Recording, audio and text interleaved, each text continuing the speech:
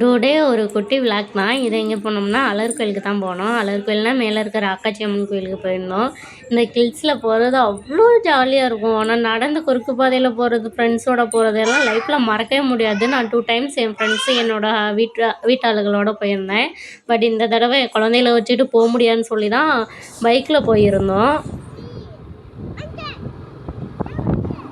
இது என்னென்னு மதுரை பீப்புள்ஸ் எல்லாத்துக்குமே தெரியும். இது என்னென்னா, நம்ம புதுசாக வீடு கட்டணும்னு நேர்ந்துக்கிட்டு இந்த ஸ்டோன் அடுக்கி வச்சோம்னா அது வீடு கட்ட முடியும். என்னோடய லைஃப்பில் நான் 1 டைம் அடுக்கி வச்சேன். நாங்கள் வீடு கட்டிட்டேன். நான் நம்புகிறேன் அது என்னென்னு. இவங்க 2 பேர்த்துக்கு ரொமான்ஸ் தாங்க முடியல. இவன் என்ன நினச்சான் தெரியல, எங்களை பார்த்தோன்னே ஓடிய போயிட்டான். அப்புறம் இதை தான் மலைக்கு மேலே இருக்க சாமி ராக்கச்சி அம்மனோட கீழே இருக்க அடிவாரம். இங்கே இவங்க தொல்லை தாங்க முடியல, நிறையா பேர் தெரிஞ்சாங்க. அம்மா உன்னை ஃபோட்டோ எடுக்க கூப்பிட்டேல, அப்படியே கீழே வீடியோ ஃபோட்டோஸ் எடுத்துகிட்டு மேலே போயிட்டோம். மேலே வந்து ஃபோட்டோஸ் இதுக்கு எடுக்க அனுமதி இல்லை. மேலே போனோன்னா தான் ஒரு அதிசயம் நடந்துச்சு. என்னென்னா, எல்லாருமே தீர்த்தம் இருந்தாங்க, குளிச்சுட்டு இருந்தாங்க. யார்கிட்டமே அந்த மங்கி போகலை. பட் நான் குளித்து தீர்த்தம் ஆடிக்கிட்டு இருக்கும்போது அந்த மங்கி வந்து குடிக்க ஆரம்பிச்சிருச்சு அந்த தீர்த்தத்தை. அது வழியே தான் நான் பிடிச்சேன். இங்கே இருக்கவங்க எல்லாருமே என்னோடய தீர்த்தத்தை வாங்க ஆரம்பிச்சிட்டாங்க. ரொம்பவே நல்லது கொடு அப்படின்னு சொல்லி. ஆனால் எனக்கு என்னமோ அது கொஞ்சம் ஒவ்வாத மாதிரி இருந்தது.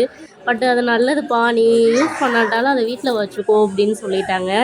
அப்புறம் அங்கேருந்து ஷாப்பில் கொஞ்சம் திங்ஸ் வாங்கிக்கிட்டு மதுரை மீனாட்சி அம்மன் கோயில் திருவிழா வருதான், அதுக்கு கயிறு மாற்றணும்னு சொல்லி கயிறு வாங்கிக்கிட்டு அங்கேருந்து அப்படியே கிளம்பிட்டோம்.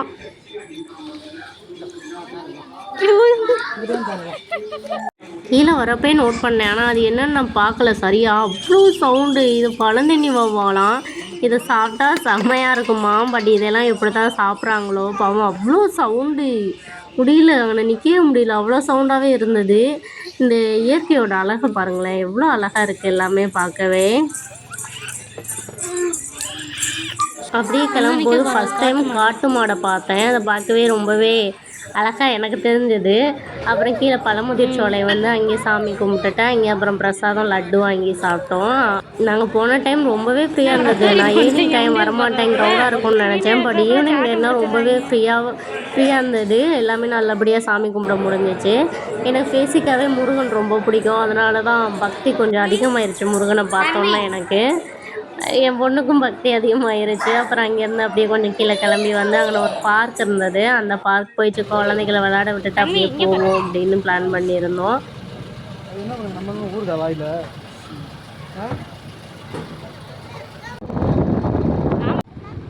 நான் ஏற்கனவே 2 டைம்ஸ் வந்திருக்கேன். ஆனால் மங்கீஸ் மட்டும்தான் இங்கே பார்த்துருக்கேன். பட் இந்த டைம் பார்த்தா காட்டு மாடு அது வாட்டுக்கு அசால்ட்டாக தெரியுது. எனக்கு பார்த்து ரொம்பவே சந்தோஷமாக இருந்தது.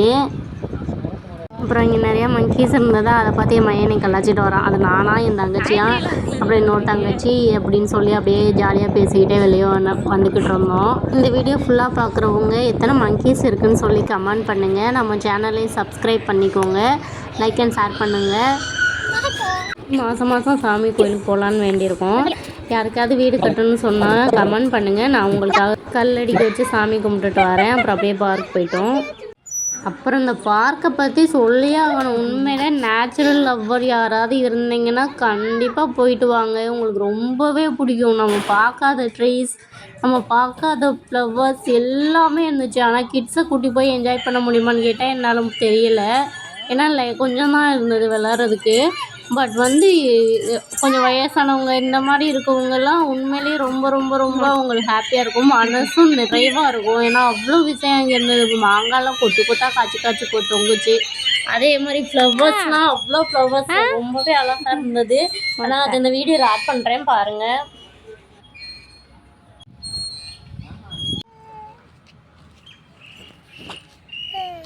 வா வா வா வா வா வா வா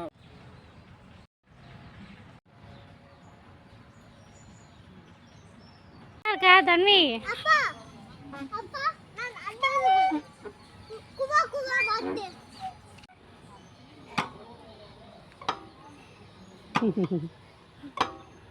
பாடு.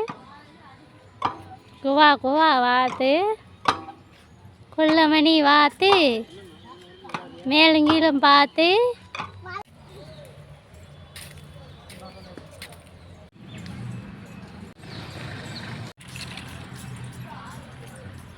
அப்படியே கீழே இருக்க அழகர் கோயிலுக்கு வந்துருந்தோம். கீழே தான் அழகர் இருக்காப்புல. அங்கே வந்து இந்த மாடுலாம் தானம் கொடுப்பாங்கள்ல, அந்த மாடுலாம் நிறையா இருந்துச்சு. அதை பார்த்துட்டு அப்புறம் கீழே இருக்க 18ஆம் படி கருப்பன் கோயிலுக்கும் போயிட்டு, அப்புறம் எனக்கு குழந்தை இருக்குது, பட் குழந்தை இல்லாமல் எத்தனை பேர் இருக்காங்க, அவங்களுக்காக நானும் சேர்ந்து வேண்டிக்கிட்டு அப்புறம் அழகர் கோயிலுக்குள்ளே போயிட்டோம். அழகர் கோயிலுக்குள்ளே போனாலும் ரொம்பவே ஃப்ரீயாகவே இருந்துச்சு. மோஸ்ட்லி அழகுக்கு ரொம்ப கூட்டம் இருக்கும்.